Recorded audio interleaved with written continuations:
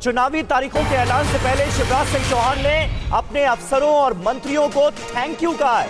मंत्रियों सचिवों की बैठक में शिवराज ने उनका आभार जताया है। कोविड के दौरान काम को लेकर भी शुक्रिया अदा किया है। बैठक में सभी विभागों के सचिव मौजूद थे।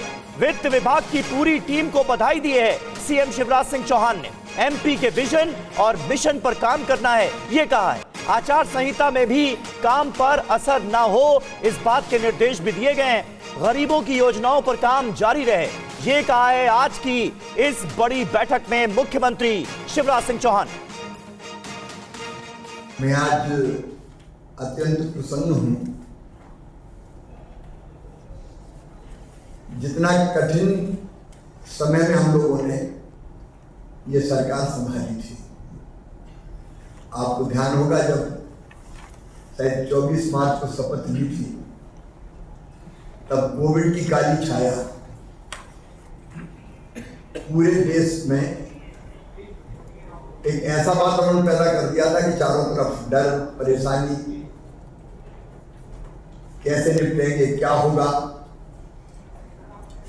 चारों तरफ हताशा, निराशा और अनिश्चितता का वातावरण था। वैसे समय में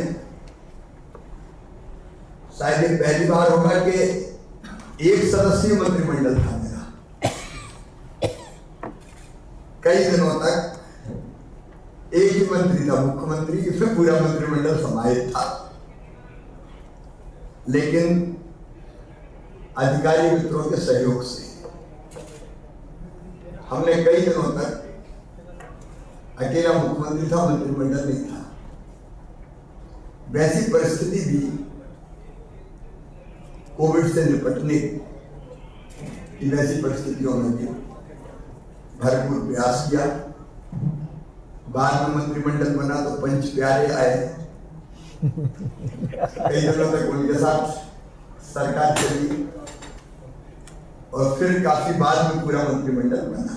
मैं बहुत बधाई दे रहा हूँ कि हम सब कैसे कर पाए। तो अफसरों को बधाई भी दे रहे हैं, थैंक यू भी कर रहे हैं शिवराज सिंह चौहान। अफसरों और मंत्रियों की बैठक के बाद शिवराज सिंह चौहान से पत्रकारों ने बीजेपी की दूसरी सूची में केंद्रीय मंत्रियों के नाम को लेकर सवाल पूछा, तो सुनिए उन्होंने क्या कहा। ये अद्भुत है, अभूतपूर्व है और इसमें भारतीय जनता पार्टी हमारे सारे दिग्गज चुनाव लड़ेंगे। तो देखिए, मध्य प्रदेश की 230 सीटों का सवाल है। बीजेपी को बड़े चेहरों के आश्रय जीत की गारंटी है, इसलिए पार्टी ने 7 बड़े चेहरों को मैदान में उतार दिया है। क्या ये सुपर 7 जीत की गारंटी देंगे? 60 सेकंड के अंदर रिपोर्ट आ गई।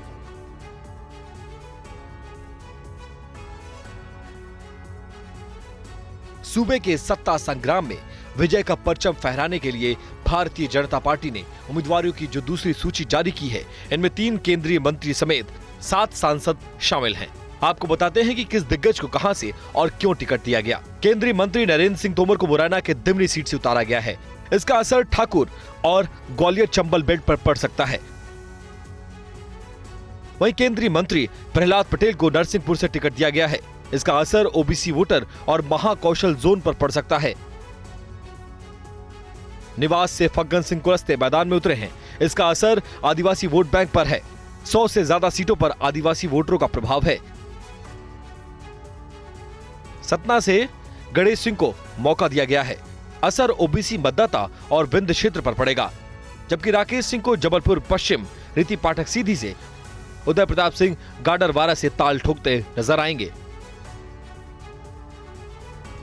बीजेपी को जीत की गारंटी की उम्मीद है, लेकिन कांग्रेस इसमें हार का डर देख रही है। निशाने पर शिवराज हैं तो बचाव में बीजेपी के बड़े चेहरे। उम्मीदवारी पर वार पलटवार की पूरी खबर 60 सेकंड में देखिए।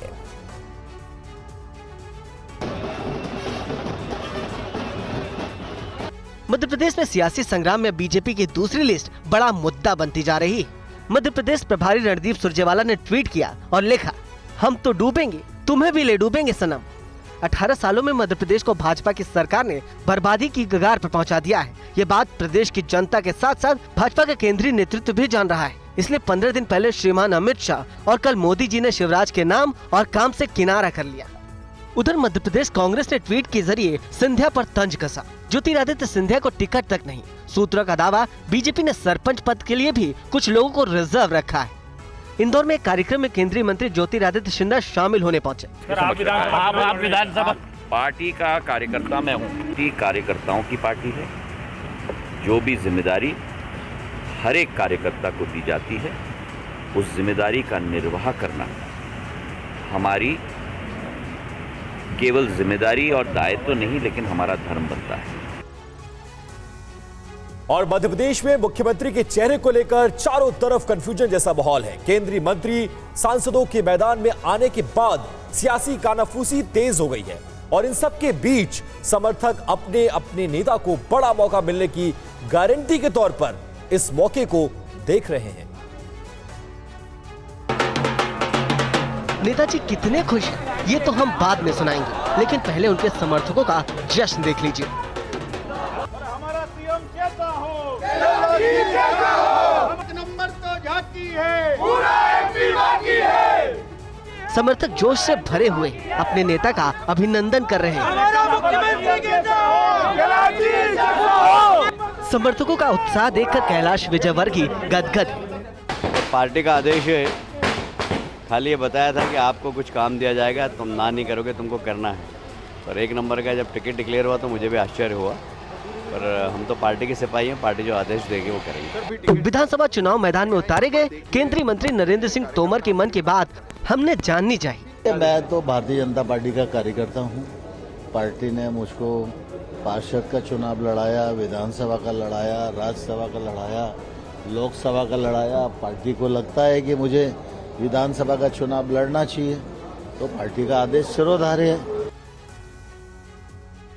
लेकिन हर किसी के जहन में सवाल यह है कि बीजेपी ने टिकट बंटवारे में इतना चौंकाने वाला फैसला क्यों लिया। टिकट वितरण की इनसाइड स्टोरी बताने वाली ये रिपोर्ट देखिए। बीजेपी ने मध्य प्रदेश के लिए केंद्रीय राजनीति से 7 बड़े चेहरों को विधानसभा के चुनावी मैदान में उतारा। आखिर बीजेपी इन चेहरों पर दाव क्यों लगा रही है, समझिए। केंद्रीय मंत्री नरेंद्र सिंह तोमर ग्वालियर चंबल बेल्ट के कद्दावर नेता हैं। तोमर को सरकार से लेकर संगठन तक का अनुभव है। तोमर की ग्वालियर चंबल के कार्यकर्ताओं के साथ साथ प्रदेश भर के कार्यकर्ताओं में अच्छी पकड़ है। प्रहलाद पटेल बड़े ओबीसी नेता हैं, लोधी राजपूत समुदाय से आते हैं। इनके चुनाव लड़ने से आसपास की लगभग 1 दर्जन सीटों पर असर पड़ेगा। फग्गन सिंह कुलस्ते आदिवासी समाज से आते हैं। आदिवासी समाज में उनकी अच्छी पकड़ है और राज्य में 47 विधानसभा सीट आदिवासी के लिए आरक्षित है। गणेश सिंह सतना से लगातार चौथी बार के सांसद हैं। 2004 से लेकर अब तक गणेश सिंह लगातार चुनाव जीतते रहे हैं। इनको विंध्य इलाके से अर्जुन सिंह के परिवार की पकड़ को खत्म करने का श्रेय जाता है। पिछले 2 चुनावों से जबलपुर पश्चिम सीट से बीजेपी हार रही है और इस बार राकेश सिंह को मैदान में उतारकर बीजेपी जीत की उम्मीद लगा रही है। 2019 के लोकसभा चुनाव में उदय प्रताप सिंह ने होशंगाबाद सीट मध्य प्रदेश में सबसे ज्यादा वोटों से जीत हासिल की थी। ऐसे में बीजेपी उदय प्रताप से बम्पर जीत की उम्मीद लगा रही है।